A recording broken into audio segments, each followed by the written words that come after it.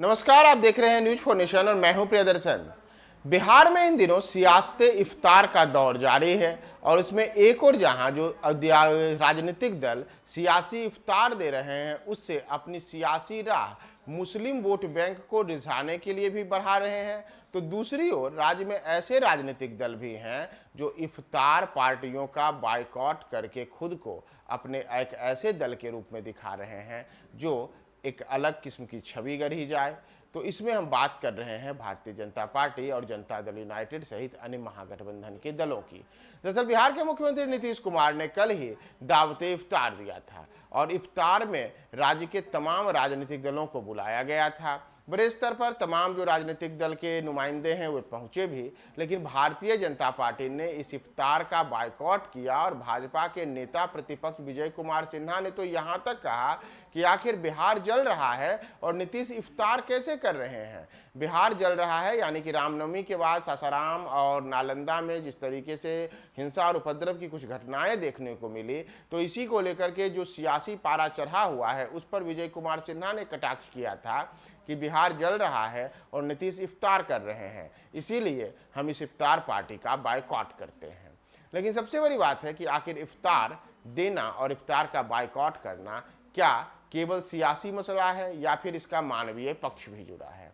अगर पहले हम बात करें अगर इफ्तार की कि आखिर इफ्तार लोग क्यों देते हैं। दरअसल किसी भी धर्म के त्योहारों के आयोजन का उद्देश्य बड़ा पवित्र होता है, लेकिन समय के साथ उसमें पाखंड और दिखावे की प्रबल संभावना भी बढ़ जाती है और इन दिनों भी ऐसा ही हो रहा है। इन दिनों हर त्योहार एक इवेंट का रूप लेता जा रहा है। रमजान के महीने में पाखंड का एक रूप सियासी इफ्तार राजनीतिक पार्टियों द्वारा देखने को मिलता है। माना गया है कि रोजे का मकसद ढेर सारे आत्मसंयम और पवित्रता के साथ भूखे और प्यासे रहकर समाज के अभावग्रस्त लोगों की भूख प्यास के दर्द को महसूस करना होता है। यह एक पवित्र सामुदायिक आयोजन है। हजरत मोहम्मद के मुताबिक सबसे बेहतरीन दावत वह है जिसमें गरीबों को शामिल किया जाए। इफ्तार का आयोजन जरूरतमंदों के लिए होना चाहिए। स्वार्थवश राजनेताओं, प्रशासकों या समाज के बड़े लोगों को प्रभावित करने अथवा उनमें अपने वैभव का प्रदर्शन करने के लिए अगर आप इफ्तार पार्टियां आयोजित करते हैं तो यह रमजान की पवित्र भावना के सर्वथा प्रतिकूल है। इसी तरह राजनेताओं की भव्य सियासी इफ्तार पार्टियों में शिरकत भी हराम माना जाता है। सबको पता है कि राजनेताओं की शानदार इफ्तार पार्टियों के पीछे का उद्देश्य मुस्लिमों का कल्याण नहीं बल्कि उनके बेटों को गोलबंदी करना है।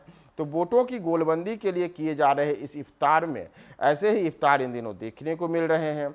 उन इफ्तार पार्टियों की भव्यता में यह भी दिखता है कि यह कोई पसीने की गाढ़ी कमाई से नहीं होती है, बल्कि इसमें कई प्रकार के धन लगे होते हैं। और ऐसी इफ्तार पार्टियों में भक्तिभाव से पहुंचकर राजनेता अपना चेहरा चमकाते भी हैं, तो वहीं कई राजनेता ऐसे भी होते हैं जो इससे दूरी बना करके खुद को एक धर्म विशेष के नुमाइंदे के तौर पर पेश करते हैं। यानी कि इफ्तार पार्टियों में जहां की इसका जो पवित्र मकसद है वह मकसद पूरा नहीं होता है, इसमें ज़रूरतमंद तो नहीं जाते हैं, लेकिन केवल इन सियासी इफ्तारों में कोई मुस्लिम वोट बैंक को भुनाने की कोशिश करता है, तो कोई हिंदुओं को अपने पक्ष में गोलबंद करने के लिए इसके बहिष्कार और इसे लेकर के अलग अलग किस्म की बातें करता है। बिहार में भी इन दिनों जैसा मैंने आपको बताया कि सियासी इफ्तार का जो दौर शुरू हुआ है उसमें फिलहाल तो मुख्यमंत्री नीतीश कुमार की ओर से इफ्तार पार्टी दी गई है, जहां एक और राज्य के अलग अलग राजनीतिक दलों के लोगों ने इन इफ्तार पार्टियों में शिरकत की। वहीं बड़े स्तर पर जो मुस्लिम धर्मावलंबी हैं वो भी गए।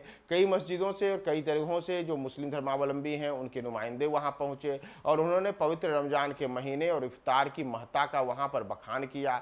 लेकिन दूसरी ओर भारतीय जनता पार्टी ने यह करके इफ्तार पार्टी का बहिष्कार किया कि बिहार जल रहा है और वे इफ्तार पार्टी कैसे करें।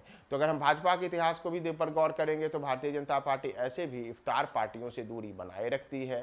तो ऐसे में भाजपा जो अपनी एक छवि यह माना जाता है कि हिंदुओं की एक पार्टी के रूप में खुद को परिणित करती है, तो उसके लिए इफ्तार पार्टी का बहिष्कार कोई नया फार्मूला नहीं है। वहीं नीतीश कुमार के लिए इफ्तार पार्टी देना कोई नई बात नहीं है। ऐसे में सियासी इफ्तारों से अब वोट बैंक की जो गोलबंदी देखने को बन रही है उसमें कौन किसके पक्ष में जाएगा यह तो आगे आने वाले चुनावों में पता चलेगा।